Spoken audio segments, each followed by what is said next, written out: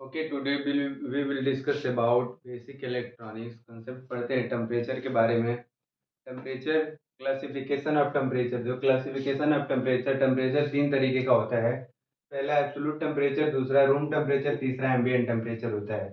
तो हम लोग एब्सोल्यूट टेम्परेचर के बारे में फर्स्ट ऑफ ऑल बात करते हैं। तो एब्सोल्यूट टेम्परेचर 0 केल्विन या -273 डिग्री सेल्सियस को हम लोग बोलते हैं एब्सोल्यूट टेम्परेचर। एब्सोल्यूट टेम्परेचर कहाँ यूज करते हैं? तो एब्सोल्यूट टेम्परेचर का यूज हम करते हैं रेफरेंस टेम्परेचर की तरह यूज करते हैं। इस पे कोई सा भी सेमीकंडक्टर डिवाइस वेल ऑपरेटेड नहीं होता है। यानी एब्सोल्यूट टेम्परेचर पे जो भी सेमीकंडक्टर डिवाइस होता है बहुत अच्छी तरीके से काम नहीं करता है। दूसरा होता है रूम टेम्परेचर। रूम टेम्परेचर बोलते हैं 300 केल्विन या 27 डिग्री सेल्सियस को। तो रूम टेम्परेचर पे जितने भी सेमीकंडक्टर डिवाइस होते हैं उसकी प्रॉपर्टी एक्सलेंट होती है। मतलब ये कि रूम टेम्परेचर पे जितने सारे सेमीकंडक्टर डिवाइस होते हैं वेल ऑपरेटेड, बहुत अच्छे तरीके से काम करते हैं। तो हम लोग सेमीकंडक्टर डिवाइस के लिए हमेशा रूम टेम्परेचर का यूज प्रेफर करते हैं। तो तीसरा है एम्बिएंट टेम्परेचर। एम्बिएंट टेम्परेचर क्या होता है? तो एम्बिएंट टेम्परेचर हम यूज करते हैं कम्युनिकेशन सिस्टम या रडार सिस्टम के लिए। इसको हम कितना होता है एम्बिएंट टेम्परेचर? 290 केल्विन या 17 डिग्री सेल्सियस। जहाँ कहीं भी लिखा दिखे वहाँ समझ जाएंगे हम लोग कि एम्बिएंट टेम्परेचर लिखा हुआ है। तो एम्बिएंट टेम्परेचर कहाँ पे यूज करते हैं? कम्युनिकेशन सिस्टम या रडार सिस्टम के यूज करते हैं। और कोई सा भी टेम्परेचर हमको अगर डिग्री सेल्सियस में दिया है उसको केल्विन में कन्वर्ट करना होता है। तो उसके लिए फार्मूला है temperature in kelvin is equal to temperature in degree Celsius plus उसमें 270 ऐड कर देते हैं। तो अगर कोई सा भी टेम्परेचर अगर हमको डिग्री सेल्सियस में दिया हुआ है उसको हम लोग केल्विन में बदलना है तो उसमें 270 ऐड कर देंगे।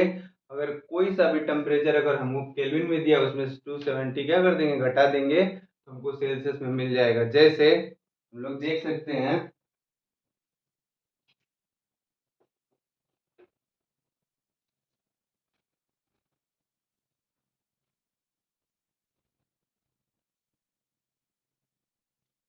पहला अगर देखते हैं कोई टेम्परेचर हमको दिया हुआ है, अगर लिखा हुआ है 300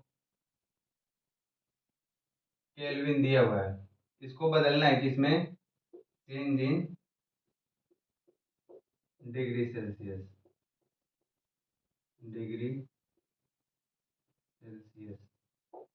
और बोल रहा है, क्वेश्चन है कि अगर 300 केल्विन को चेंज करना है किसमें? डिग्री सेल्सियस में। तो आपको फॉर्मूला याद है, जब केल्विन में दे रखा है डिग्री सेल्सियस में पूछा है तो उसमें से क्या करना है? ये देखो फॉर्मूला है। तो क्या है? टेम्परेचर इन केल्विन लिखते हैं। Temperature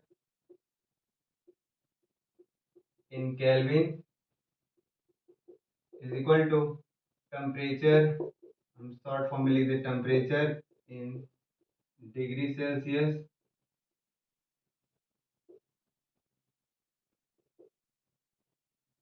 plus 273। हमको क्या दिया हुआ है? टेम्परेचर किसमें है? केल्विन में है। 300 केल्विन लिख लेते हैं। 300 temperature in degree Celsius plus 273। हम 273 के इधर ट्रांसफर करते हैं, इधर प्लस होता है, इधर क्या हो जाता है? Minus. 300 minus 273 temperature in degree Celsius कितना आएगा? 27 डिग्री सेल्सियस।